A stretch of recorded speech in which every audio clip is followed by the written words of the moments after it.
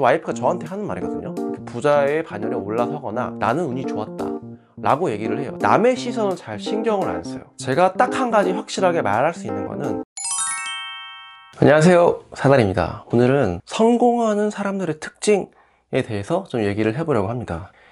제 주변에서 보면은 성공하신 분들이 많아요. 그러니까 쉽게 말해서 돈을 많이 버신 분들, 그런 분들의 특징을 제가 한번 곰곰이 생각을 해봤어요.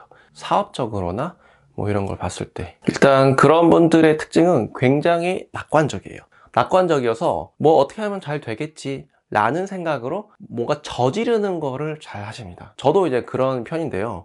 그래서 유튜브를 이제 시작하게 된 것도 책 읽고 뭐 해서 뭐 잃을 건 없겠다 싶어서 시작을 했는데 어쩌다 일이 커졌죠.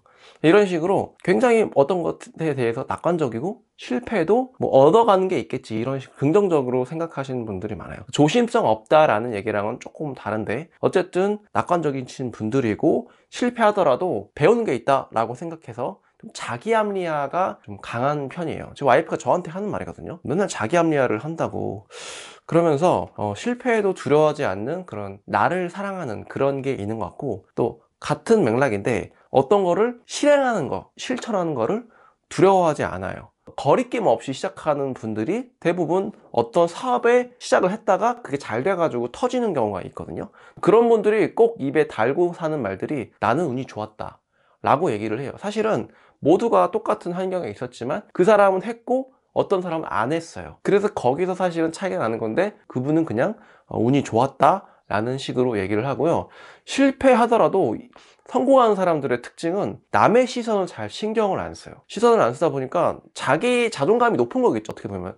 실패하면 남들이 나를 비웃겠지? 이런 생각을 안 해요. 그냥 지 멋대로 사는 거예요. 지 꼴리는 대로 실행하는 게 두렵지 않으신 것 같아요. 그러다 보니까 뭐 10개의 사업을 해서 9번째를 말아먹더라도 마지막에 한 번 대박을 터지면은 그렇게 부자의 반열에 올라서거나 사업적으로 성공하는 것 같아요. 근데 이분들이 그냥 막 저지르지는 않아요. 이분들의 특징을 봤을 때 이분들은 문제 해결 능력이 굉장히 뛰어나요. 그러니까 일단 일을 저지르잖아요. 그러면 문제가 발생할 거 아니에요. 예를 들어서 갭 투자를 했어. 전세금을 못 돌려주게 생겼어. 그러면 좀 멘탈이 약하신 분들은 거기서 막 좌절하고 어떻게 개인 회생 알아보고 이럴 텐데, 이분들은 협상가적 기질을 가졌어요. 어떻게든 부동산이나 임차인이나 은행이라든가 어떻게든 해서 문제를 해결하려고 하더라고요. 하다못해 지인들한테 돈을 꾸더라도 그것도 어떻게 보면 문제를 해결한 거잖아요. 그런 식의 능력이 있는 것 같아서 무조건 일을 저지른다고 보기보다는 내가 일을 저지르고 수습하는 그 능력도 굉장히 뛰어나신 것 같았어요.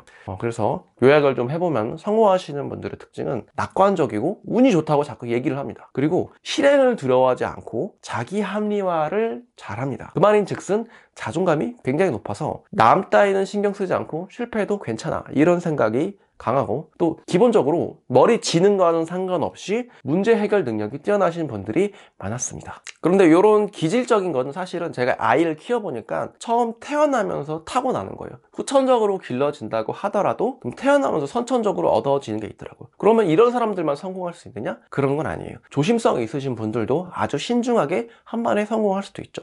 그런데요, 제가 딱 한 가지 확실하게 말할 수 있는 거는 아무것도 실천하거나 실행하지 않으면요 실패하진 않아요.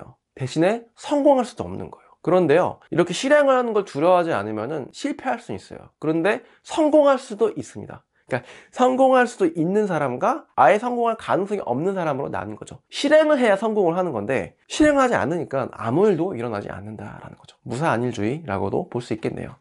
오늘 내용은 이렇게 다뤄봤고요. 제가 이 내용을 왜 다루게 됐냐면, 금요일날 이제 무료 특강을 열어주실 분이 스마트 스토어 쪽에서 굉장히 성공을 하셨는데, 그분을 제가 오랫동안 지켜본 결과 이런 공통점들이 있더라 라고 해서 제 나름대로 그분을 좀 분석해서 이렇게 좀 정리를 해봤습니다. 그분 아니고도 제 주변에 있는 분들이 좀 이런 편이더라고요.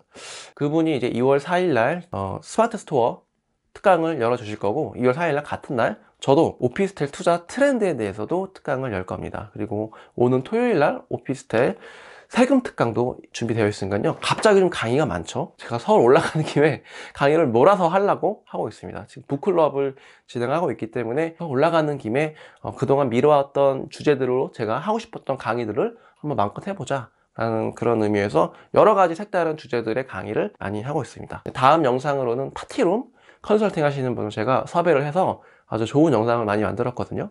그 영상도 재밌게 봐주셨으면 좋겠습니다. 오늘 영상은 여기까지고 내용이 유익하셨다면 구독과 좋아요를 눌러주세요. 사다리TV였습니다. 감사합니다.